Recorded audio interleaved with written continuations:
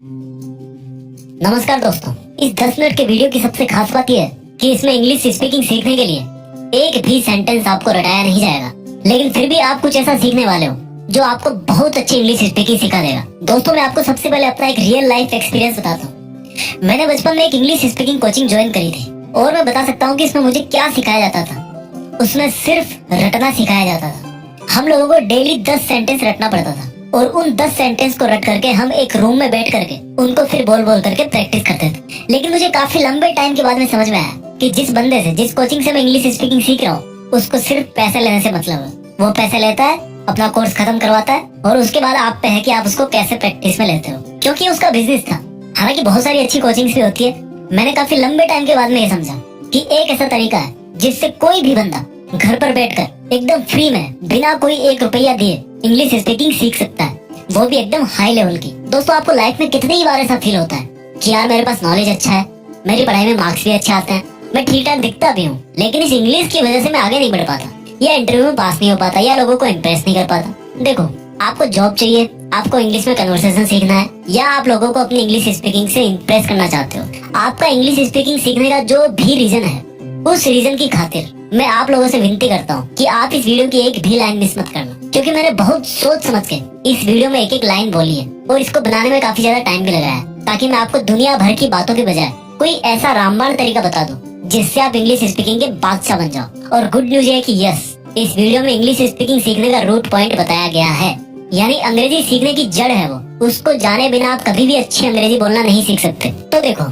जब आप पैदा हुए थे तब आप कोई सी भी लैंग्वेज नहीं जानते थे और तब आपका दिमाग भी आज के जितना काम नहीं करता था। लेकिन जैसे ही आप 3-4 साल के हुए, आपने अपने परिवार की तरह बोलना सीख लिया कि आपको क्या खाना है, कौन सा खिलौना चाहिए, क्या प्रॉब्लम है। और सबसे बड़ी ताजुब की बात तो यह है कि हम में से किसी ने भी पैदा होते ना तो कोई स्पीकिंग कोर्स किया था और ना ही कोई स्पीकिंग के लिए कोचिंग ज्वाइन करी थी, लेकिन फिर भी हम उस उम्र में अपने परिवार की लैंग्वेज बोलना सीख गए। अब आज की बात करते हैं। इसमें कोई डाउट नहीं है कि आज आप बचपन से ज्यादा इंटेलिजेंट हो। आज आपके पास इंग्लिश स्पीकिंग कोर्सेज की कोई कमी नहीं है। आप बचपन से हर क्लास में इंग्लिश पढ़ते आए हो और सबसे मेन बात कि आज आप दिन में कितनी ही बार इंग्लिश में ही अपना मोबाइल चलाते हो। तो आप सोच समझ के ये बताओ मुझे कि बचपन में ऐसा क्या था आपके पास जो आज नहीं है, और जिसकी वजह से आज आपके पास कैपेबिलिटीज और फैसिलिटीज ज्यादा होते हुए भी 10-12 साल से क्लास में इंग्लिश पढ़ते हुए भी जहाँ पर इंग्लिश बोलने की बात आती है वहीं पर घबरा जाते हो। और जब किसी दूसरे बंदे को इंग्लिश बोलते हुए देखते हो तो मन ही मन सोचते हो कि यार क्या मस्त अंग्रेजी बोल लेता है वो तो,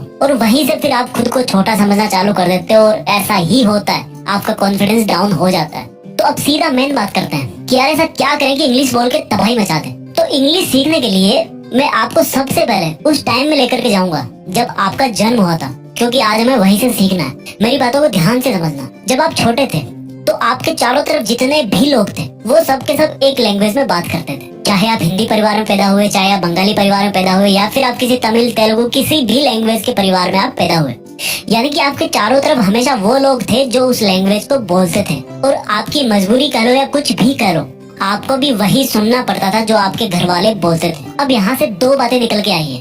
फर्स्ट इज लिसनिंग, यानी कि सुनो। एक बच्चा बचपन में पहले बातों को ध्यान से सुनता है, कई बार सुनता है, और वो कितनी बार सुनता है तब जाके वो उसको ठीक से एक बार बोलता है। आपने आज तक इंग्लिश ठीक से पढ़ी है लेकिन ठीक से सुनी नहीं है। आपने जब भी इंग्लिश में कोई मूवी देखी या न्यूज देखी तो हमेशा ये सोचकर उसको अवॉइड करने की कोशिश करी कि यार इसमें मजा नहीं आ रहा, हिंदी में देखता हूँ। और वहीं से आपने इंग्लिश को इतना टफ मान लिया कि वो आपके सबकॉन्शियस माइंड में बैठ गया कि इंग्लिश सीखना टफ है। एक बार किसी बड़े म्यूजिशियन ने कहा था कि अगर आप म्यूजिक सीखना चाहते हो ना तो म्यूजिक को ठीक से सुनना सीखो, और जब आप सुनोगे तो 50% म्यूजिक आप ऐसे ही सीख जाओगे। सेम चीज आज हम यहाँ पर इंग्लिश स्पीकिंग में अप्लाई करने वाले हैं। इंग्लिश लिसनिंग, यानी कि ध्यान से अंग्रेजी को सुनना सीखो।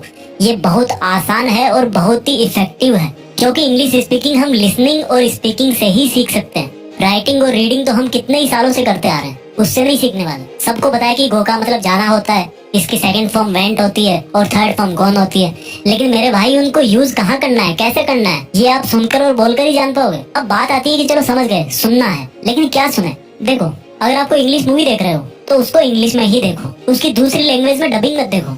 अगर आपको समझ में नहीं आ रही तो उसके सबटाइटल्स को ऑन करके देखो और फिर सुनो कि वो कैसे बोल रहा है, कौन से वर्ड पर कितना जोर दे रहा है, कौन से वर्ड को कितना प्यार से बोल रहा है। इसके अलावा आप इंग्लिश सॉन्ग्स को स्क्रीन पर लिरिक्स के साथ में सुनो। यूट्यूब पर बहुत सारे वीडियोस मिल जाएंगे आपको। इंग्लिश में ही न्यूज सुनो और देखो आपको वर्ड्स को या लाइंस को रटना नहीं है, बल्कि उनका प्रोनाउंसिएशन कैसे करते हैं, किस उच्चारण के साथ उनको बोलते हैं, किस फीलिंग के साथ उनको बोलते हैं, वो सुन करके सीखना है और दिमाग में बिठाना है, समझना है। पहली चीज क्लियर हो गई, यानी कि स्पीकिंग सीखने से पहले लिसनिंग सीखना बहुत जरूरी है। अब दूसरी चीज के लिए वापस चलते हैं आपके बचपन में। जब आपको कोई बोलता था कि बेटा देखो ये शेर है, अब ये बकरी को खा जाएगा, तो आप अपने दिमाग में सोचते थे कि अच्छा ये शेर है, ये बकरी को अब खा जाएगा। तो देखो आपने उसी लैंग्वेज में सोचा और समझा। कभी ऐसा हुआ कि आपने बचपन में हिंदी में सुना, तमिल में सोचा और फिर फारसी में बोलने की कोशिश करी हो? नहीं होता ना। जिसमें आप सुनते हो उसी में सोचते हो और जिसमें सोचते हो उसी में बोलते हो। पर इंग्लिश सीखने में हम गलती क्या करते हैं कि जो लाइन हम सुनते हैं उसको हम अपने माइंड में हिंदी में ट्रांसलेट करते हैं और फिर समझते हैं, और जब बोलने की जरूरत पड़ती है तब भी सेम हम पहले हिंदी में सोचते हैं, उसमें ग्रामर, थर्ड फॉर्म, प्रीपोजिशन लगाते हैं और तब फिर उसको बोलने की कोशिश करते हैं। अगर आपने सही बोल भी दिया तो वो वाली फील नहीं आएगी, ऐसा लगेगा कि यार रटा हुआ है, या हो सकता है टाइम भी आपको बहुत लग जाए। यानी कि दूसरा जो पॉइंट है वो ये है कि थिंक इन इंग्लिश, अंग्रेजी में ही सोचो। जिस तरह से आप अभी मेरी आवाज सुनकर के हिंदी में ही समझ रहे हो, उसी तरह से इंग्लिश को भी सुनकर के इंग्लिश में ही समझना है। धीरे धीरे प्रैक्टिस करो, हो जाएगी। तो अभी तक आपने दो चीज सीख ली, यानी कि पहली है लिसनिंग, अंग्रेजी में सुनो, दूसरी है थिंक इन इंग्लिश, इंग्लिश में ही सोचो। अब तीसरी चीज के लिए वापस चलते हैं आपके बचपन में। आपके बचपन में आपकी मजबूरी थी कि आपको भी वही लैंग्वेज बोलनी पड़ती थी जो आपके घर वाले जानते थे या बोलते थे, और अगर आप ऐसा नहीं करते तो वो कभी समझ ही नहीं पाते कि आपको चाहिए क्या, प्रॉब्लम क्या है। यानी कि तीसरी चीज है आपका माहौल, आपकी कंपनी। अब आप बोलोगे कि यार मैं तो गांव में रहता हूँ, गांव में किसी को आती नहीं इंग्लिश, और जिसको नहीं आती उसके सामने बोलने का भी कोई मतलब नहीं है। तो आप क्या करो, आपके पास मोबाइल है, उसका वॉइस रिकॉर्डर निकालो और जो भी आप सोच रहे हो उसको बोलने की कोशिश करो और रिकॉर्ड करते जाओ। अपने मोबाइल का फ्रंट कैमरा ऑन करो और जो भी आपके मन में आए, जो भी आप सोच रहे हो, जैसा भी आप फील कर रहे हो, आपको जितनी भी टूटी फूटी इंग्लिश आती है उसमें बोलने की कोशिश करो, रिकॉर्ड करते जाओ। और आप हर एक हफ्ते बाद में ये चेक करो कि पिछले हफ्ते में कैसा बोल रहा था और आज मैं कैसा बोल रहा हूँ। जब आपको पता लगेगा कि यार मेरी इंग्लिश स्पीकिंग में इम्प्रूवमेंट हो रहा है, तब आपका बहुत कॉन्फिडेंस बढ़ेगा। देखो किसी मंजिल पे चढ़ने के लिए एक एक सीढ़ी से होकर जाना पड़ता है, ठीक है। और क्या कर सकते हो प्रैक्टिस के लिए, आजकल हर किसी के पास बात करने के लिए मोबाइल में अनलिमिटेड बैलेंस रहता है। तो आप अपना कोई ऐसा फ्रेंड ढूंढो जो इंग्लिश सीखने को लेकर सच में सीरियस हो, और उससे जब भी आप बात करो तो इंग्लिश में ही करो।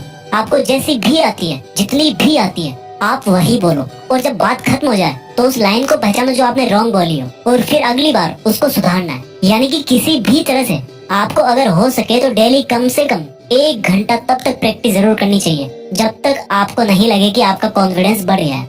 और जब आपको लगने लगे कि अब मैं ठीक बोलने लगा हूँ, तो उस प्रैक्टिस ड्यूरेशन को फिर कम कर सकते हो। जब आप ठीक ठाक बोलने लगो तो अपने इस लेवल को और ऊपर करना है। यानी कि जैसे कभी आपके पास किसी कंपनी का कॉल आ गया मोबाइल पे, या आप बैंक में गए किसी काम से, तो वहाँ पर आप हिंदी के साथ में इंग्लिश को भी मिक्स करने की कोशिश करो। एग्जाम्पल दे रहा हूँ, बहुत बार जरूरत पड़ती है अपने को, रटना मत लेकिन इस लाइन को। जैसे मान लो आपको किसी अनजान से पेन मांगना पड़ गया, होता ना ऐसा बहुत बार, तो क्या बोलोगे? एक तरीका तो ये कि भैया थोड़ा पेन चाहिए था, और एक तरीका ये कि excuse me can I have your pen for a minute, थोड़ा सा लिखना था। यानी कि जिस लाइन में आप कॉन्फिडेंट थे उसको इंग्लिश में बोल दिया और उसके अलावा हिंदी में बोल दिया, तो क्या बिगड़ गया? देखो पूरा फन है इसमें, जितना आपको आता था उतना आपने बोल दिया, आपका कॉन्फिडेंस ऊपर हो गया। घबराना नहीं है ज्यादा। इस तरह से आप कहीं भी इंग्लिश स्पीकिंग का माहौल बना सकते हो। अब दोस्तों बात करते हैं इस वीडियो के सबसे जरूरी पार्ट की, जो मुझे लगता है कि बताना बहुत जरूरी है कि क्या अंग्रेजी सीखना वास्तव में जरूरी है। देखो दोस्तों, कोई भी लैंग्वेज का पर्पस सिर्फ और सिर्फ दूसरों की थॉट्स को समझने और खुद की थॉट्स को दूसरों को समझाने के लिए होता है। आजकल बहुत सारे जॉब्स में आपने देखा होगा कि उसमें इंग्लिश स्पीकिंग कंपलसरी होती है, क्योंकि उन जॉब्स में उन लोगों से बात करनी पड़ती है जो इंग्लिश बोलना प्रीफर करते हैं या सिर्फ इंग्लिश ही जानते हैं। या मान लो आपको टूरिस्ट गाइड बनना है और कोई विदेश से आ रहा है, इंग्लिश ही आती है उसको, तो भैया आपको इंग्लिश आनी ही चाहिए। तो अगर आप जिस फील्ड में जाना चाहते हो उसमें इंग्लिश होना कंपलसरी है, या आपका बहुत मन करता है कि यार सब अंग्रेजी बोलते हैं तो मैं भी बोलूं, तो अच्छी बात है, सीखो, कोई दिक्कत नहीं है। लैंग्वेज है ये, लैंग्वेज सीखने में कोई दिक्कत नहीं है, कोई बुराई नहीं है। लेकिन अगर आपको लगता है कि जो भी काम मैं कर रहा हूँ उसमें इंग्लिश स्पीकिंग सीखना उतना जरूरी नहीं है, तो फिर आपको परेशान होने की जरूरत नहीं है। आप जो भी लैंग्वेज बोलते हो वो आपके लिए मोर देन सफिशिएंट है। अब आप मुझे ये बताओ, जीत फिक्स के इतने सारे वीडियोस देखे आपने? जहाँ तक मुझे याद है मैंने शायद ही किसी वीडियो में इंग्लिश में कोई पूरा सेंटेंस नहीं बोला होगा। बट इट डजंट मीन कि मुझे इंग्लिश नहीं आती, बट जरूरी नहीं है उसकी, क्योंकि जितने भी आप लोग इस चैनल से जुड़े हुए हो वो सब, और खुद मैं भी, हिंदी से बहुत प्यार करते हैं। लेकिन अगर फिर भी आपको कभी लगता है कि यार पता नहीं कब जरूरत पड़ जाए, थोड़ा सा लो कॉन्फिडेंस फील होता है जब कोई इंग्लिश बोलता है सामने, तो और आप सोचते हो यार थोड़ी सी अंग्रेजी तो सीख लेता हूँ, तो आप इन टिप्स को ध्यान में रखो। First is listening, second is think in English, and last but not least third one is the माहौल। भाई माहौल बनाओ, सीख जाओगे, लेकिन हिंदी से प्यार करना छोड़ना मत। जय हिंद, वंदे मातरम।